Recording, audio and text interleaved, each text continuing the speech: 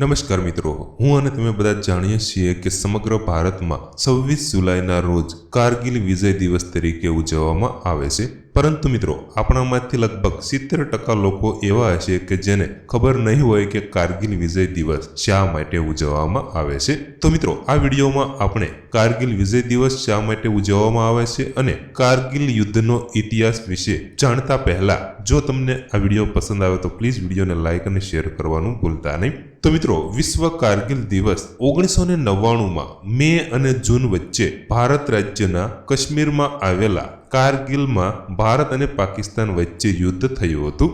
આ યુદ્ધ જીતવા માટે ભારતે કેપ્ટન વિક્રમ બત્રાની કમાન હેઠળ ઓપરેશન વિજય ચલાવ્યું હતું.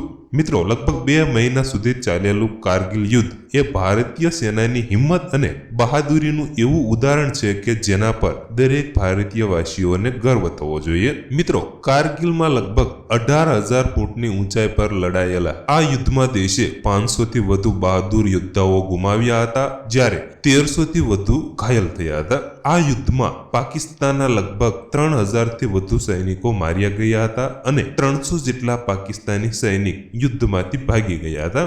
અંતે ભારતીય સૈનિકોએ 26 જુલાઈ 1999માં પાકિસ્તાની સૈનિકોને મુંહ તોડ જવાબ આપી અને આ યુદ્ધની અંદર ભારતે વિજય મેળવ્યો હતો. આ યુદ્ધના વિજય દિવસને યાદ રાખવા માટે ભારતે દર વર્ષે 26 જુલાઈના રોજ કારગિલ વિજય દિવસ તરીકે ઉજવવાનું નક્કી કર્યું હતું. જો મિત્રો તમને અમારો આ વિડીયો પસંદ આવ્યો હોય તો પ્લીઝ વિડીયોને લાઈક અને શેર કરવાનું ભૂલતા નહીં.